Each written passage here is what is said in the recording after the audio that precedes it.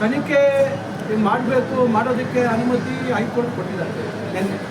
ಇವತ್ತು ಅದರ ಮೇಲೆ ಜನಪ್ರತಿನಿಧಿಗಳ ನ್ಯಾಯಾಲಯ ಇವತ್ತು 3 ತಿಂಗಳಲ್ಲಿ ಮಾಡಿದ್ದಾರೆ ಅಂತೇಳಿ ಏನಿವತ್ತು ಭಾರತೀಯ ಜನತಾ ಪಕ್ಷ ಮತ್ತು BJP JDSನವರು ಮಾಡ್ತಾ ಇರ್ತಕ್ಕಂಥ ರಾಜಕೀಯ ಷಡ್ಯಂತ್ರ ತನಿಖೆ ಆದರೆ ಬಿಡಿ. ಯಾಕಂದರೆ ನಾವು ಈಗ ಮುಖ್ಯಮಂತ್ರಿಗಳು ಪದೇ ಪದೇ ಹೇಳಿದ್ದಾರೆ, ಯಾವುದೇ ರೀತಿ ನನ್ನಿಂದ ತಪ್ಪಾಗಿಲ್ಲ, ನಾನು ಅದರಲ್ಲಿ ಭಾಗಿಯಾಗಿಲ್ಲ ಅಂತಕ್ಕಂಥದ್ದು. ಇವತ್ತು ಕುಮಾರಸ್ವಾಮಿ ಅವರ ಪ್ರಕರಣ ನೋಡಿದಾಗ ನೀವು ನೇರವಾಗಿ ಅವರ ಸಂಬಂಧಿಕರ ಅಥವಾ ಅವರ ಅತ್ತೆಯವರ ಹೆಸರಲ್ಲಿ GP ಆಗಿರ್ತಕ್ಕಂಥದ್ದು, ಫೈಲ್ ಮೇಲೆ ನೋಟಿಂಗ್ ಮಾಡಿರ್ತಕ್ಕಂಥದ್ದು, ಡಿನೋಟಿಫಿಕೇಷನ್ಗೆ ಇದನ್ನು ಮಣ್ಣೆ ಮಾಡಿ ಅಂತ ಹೇಳ್ತಕ್ಕಂಥದ್ದು.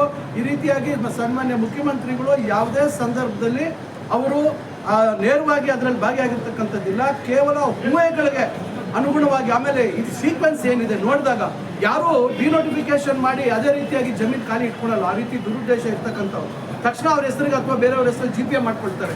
ಇದರಲ್ಲಿ ಯಾವುದೇ ರೀತಿಯಾಗಿ ಮುಖ್ಯಮಂತ್ರಿಗಳ ಪಾತ್ರ ಇಲ್ಲ.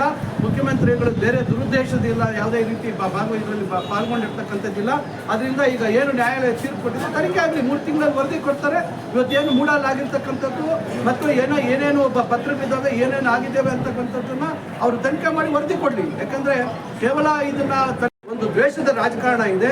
ಇವತ್ತು ಅವರಿಗೆ ಸೀಮಿತವಾಗಿ ವಿರೋಧ ಪಕ್ಷಗಳಲ್ಲಿ ಇರ್ತಕ್ಕಂಥ ಮುಖಂಡರ ಮೇಲೆ ಈ ರೀತಿ ಮೊಕದ್ದಮೆಗಳನ್ನು ಹೂಡ್ತಕ್ಕಂಥದ್ದು, ಈ ರೀತಿ ಮಾಡ್ತಾ ಇರ್ತಕ್ಕಂಥ ಸಂದರ್ಭದಲ್ಲಿ ಅವರು ರಾಜೀನಾಮೆ ಕೇಳ್ತಾ ಇರ್ತಕ್ಕಂಥದ್ದು ಹಾಸ್ಯಾಸ್ಪದ.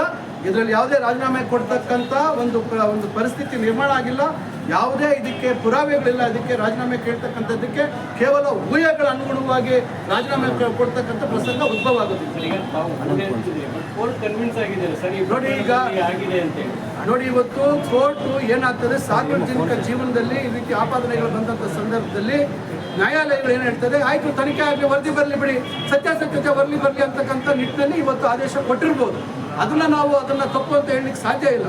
ಅದರಿಂದ ಕಾನೂನು ಚೌಕಟ್ಟಿನಲ್ಲಿ ಏನೇನು ಮಾಡ್ಬೋದು ಅದ್ರ ಮೇಲೆ ಅಂತಕ್ಕಂಥದ್ದು ನೋಡಿ. ಯಾಕಂದರೆ ಇವತ್ತು ಇವರ ದುರುದ್ದೇಶಗಳು ಏನಿದೆ ಅಂತಕ್ಕಂಥದ್ದು, 1 ವರ್ಷದಿಂದ ನಮ್ಮ ಸರ್ಕಾರ ಅಸ್ತಿತ್ವಕ್ಕೆ ಬಂದಾಗಿನಿಂದ ಯಾವ್ಯಾವ ರೀತಿ ಹೇಳಿಕೆಗಳು ಕೊಡ್ತಾ ಇದ್ದಾರೆ, ಎಷ್ಟು ಬಾರಿ ಈ ಸರ್ಕಾರವನ್ನು ಕೆಳಗಿಳಿಸಿರ್ತಕ್ಕಂಥ ಹೇಳಿಕೆಗಳನ್ನು ಕೊಟ್ಟಿದ್ದಾರೆ.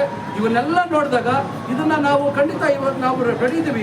ಈಗ ಕೋರ್ಟ್ಗೆ ಗೌರವ ಕೊಟ್ಟು ತನಿಖೆ ಆಗಲಿ, ಸತ್ಯಾಸತ್ಯತೆ ಹೊರಗೆ ಬಂದಾಗ ಅವತ್ತು ಯಾರು ತಪ್ಪು ಮಾಡಿದ್ದಾರೆ ಯಾರಿಲ್ಲ ಅಂತಕ್ಕಂಥದ್ದು ಸಾಬೀತಾಗುತ್ತೆ.